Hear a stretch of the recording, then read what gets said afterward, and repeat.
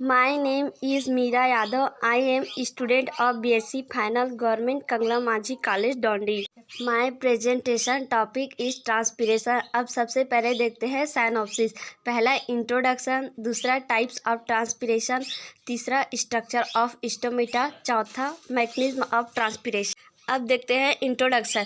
पौधों के वायवीय अंगों द्वारा जल का जलवाष्प के रूप में बाहर किए जाने अर्थात निष्कासन की प्रक्रिया को ट्रांसपिरेशन कहते हैं। जड़ों के द्वारा अवशोषित किए गए जल का 90 से 99% ट्रांसपिरेशन की क्रिया द्वारा वातावरण को निष्कासित कर दिया जाता है। अब देखते हैं टाइप्स ऑफ ट्रांसपिरेशन। पौधों में ट्रांसपिरेशन 3 तरह से होता है। पहला स्टोमेटल ट्रांसपिरेशन, दूसरा क्यूटिकुलर ट्रांसपिरेशन, तीसरा लेंटिकुलर ट्रांसपिरेशन। पहला स्टोमेटल ट्रांसपिरेशन। पौधों के वायवीय अंगों द्वारा ज़्यादातर पत्तियों की सतह पर स्थित एपिडर्मिस पर छोटे छोटे विशिष्ट छिद्र पाए जाते हैं जिन्हें स्टोमेटा कहते हैं। स्टोमेटा के द्वारा संपादित होने वाली ट्रांसपिरेशन की प्रक्रिया स्टोमेटल ट्रांसपिरेशन के नाम से जानी जाती है। स्टोमेटल ट्रांसपिरेशन द्वारा समस्त ट्रांसपिरेशन का 90% भाग संपादित होता है। Second, cuticular transpiration. एपिडर्मिस के ऊपर क्यूटिन की पाई जाने वाली परत को क्यूटिकल कहते हैं तथा उपत्वचा द्वारा होने वाले ट्रांसपिरेशन को क्यूटिकुलर ट्रांसपिरेशन कहते हैं। यह 1 से 3% तक होता है। Third, lenticular transpiration. पौधों की परिधीय स्तर पर कहीं कहीं कोशिकाओं के ढीले ढीले स्वरूप में विन्यस्त होने के कारण बनने वाले छिद्रों को लेंटिकल्स कहते हैं। लेंटिकल्स के द्वारा संपादित होने वाला ट्रांसपिरेशन लेंटिकुलर ट्रांसपिरेशन कहलाता है। अब देखते हैं स्ट्रक्चर ऑफ स्टोमेटा। स्टोमेटा पत्तियों की एपिडर्मिस में पाए जाने वाले सूक्ष्म छिद्र है जो कि 2 विशिष्ट प्रकार की बाह्य त्वचा कोशिकाओं के द्वारा घिरा रहता है जिन्हें गार्ड सेल कहते हैं। डाइकॉट प्लांट की पत्तियों में रक्षक कोशिकाएं किडनी शेप्ड होती है जबकि मोनोकॉट में डंबल शेप्ड होते हैं। रक्षक कोशिकाओं की स्टोमेटा की ओर वाली कोशिका भित्ति मोटी एवं इनलास्टिक होती है जबकि शेष कोशिका भित्ति पतली एवं पारगम्य होती है। रक्षक कोशिका में कोशिका द्रव्य, केंद्रक एवं क्लोरोप्लास्ट पाए जाते हैं। रक्षक कोशिकाओं के चारों तरफ सहायक कोशिका पाए जाते हैं। ये सहायक कोशिकाएं स्टोमेटा के बंद एवं खुलने में रक्षक कोशिकाओं की सहायता करती है। अब देखते हैं मैकेनिज्म ऑफ ट्रांसपिरेशन।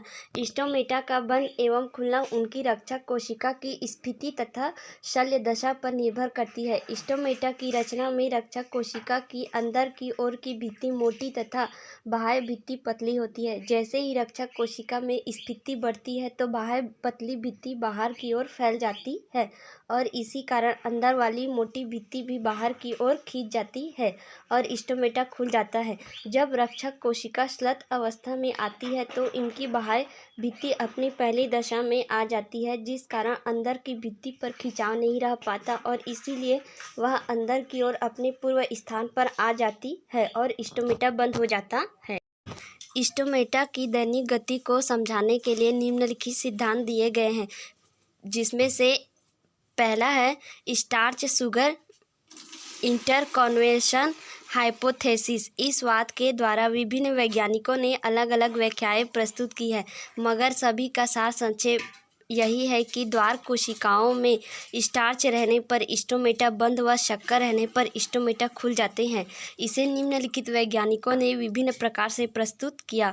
वान मोल के अनुसार द्वार कोशिकाओं में प्रेजेंट क्लोरोप्लास्ट के कारण उनमें बनने वाले पदार्थ परासरणी रूप से एक्टिव होते हैं। ये पदार्थ द्वार कोशिकाओं में सांद्रता बढ़ाते हैं। फलस्वरूप जल समीप की कोशिकाओं से द्वार कोशिकाओं में प्रवेश करता है और स्फीति दाब उत्पन्न करता है जिसके कारण स्टोमेटा खुल जाते हैं।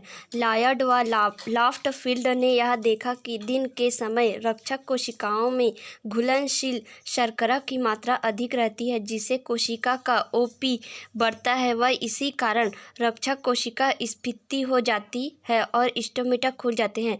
रात के समय इन्होंने पाया कि स्टार्च बढ़ जाती है, स्टार्च जल में अघुलनशील है, कोशिका का ओपी कम हो जाता है और स्टोमेटा बंद हो जाते हैं।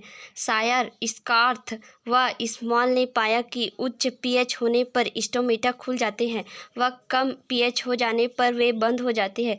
प्रकाश की उपस्थिति में कार्बन डाइऑक्साइड द्वार कोशिकाओं में बढ़ नहीं पाता और फोटोसिंथेसिस में उनका उपयोग हो जाने से पीएच बढ़ता है। रात के समय फोटोसिंथेसिस नहीं होती है, अतः कार्बन डाइऑक्साइड का उपयोग नहीं हो पाता है। कार्बन डाइऑक्साइड का उत्पादन रेस्पिरेशन में होता है, जिसके कारण सब स्टोमेटल कैविटी में कार्बन डाइऑक्साइड बढ़ने के कारण रक्षक कोशिकाओं की अम्लता में वृद्धि होती है। रक्षक कोशिकाओं में हाइड्रोजन आयन में वृद्धि के कारण रक्षक कोशिकाओं का पीएच कम हो जाता है। उच्च पीएच पर स्टार्च शुगर में रूपांतरित हो जाता है, जिसके कारण रक्षक कोशिकाओं का परासरण दाब बढ़ता है और वह सहायक कोशिकाओं से जल का अंतःपरासरण करता है, जिसके फलस्वरूप रक्षक कोशिकाओं का आशुन्नता या स्फीति दाब भी बढ़ जाता है और स्टोमेटा खुल जाते हैं। इसके विपरीत पीएच मान कम होते ही शुगर स्टार्च में चेंज हो जाता है और स्टोमेटा बंद हो जाते हैं।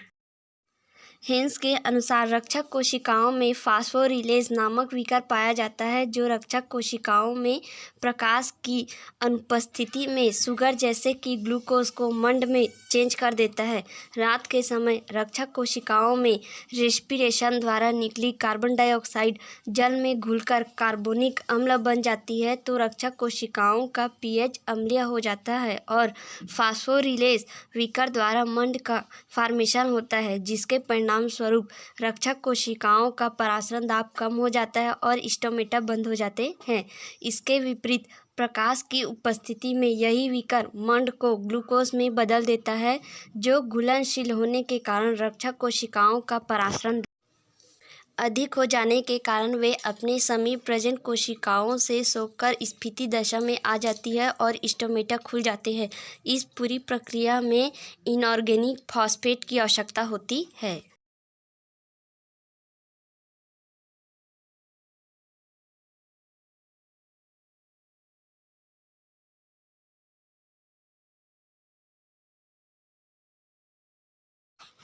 स्टीवर्ट ने इस उपयुक्त प्रक्रिया के बारे में अपने कुछ विभिन्न विचार रखे। उन्होंने यह मत पेश किया कि जब तक ग्लूकोज 6 फास्फेट ग्लूकोज एवं अकार्बनिक फास्फेट में नहीं बदल जाता है, रक्षक कोशिकाओं के परासरण दाब में विशेष परिवर्तन नहीं होता है।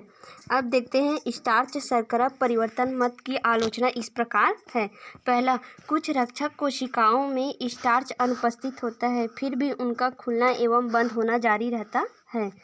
सेकंड, स्टार्च रिवर्सल शर्करा परिवर्तन एक धीमी प्रक्रिया है, जबकि रंध्रों में गति तीव्रता से होती है। थर्ड, इस सिद्धांत में यह स्पष्ट नहीं किया गया है कि पत्तियों के अंदर कार्बन डाइऑक्साइड की सांद्रता में परिवर्तन पीएच को 4.5 से 7.0 तक किस प्रकार बढ़ाता है। चौथा, एक बीजपत्री पौधों में रक्षक कोशिकाएं स्टार्च का निर्माण नहीं करती हैं।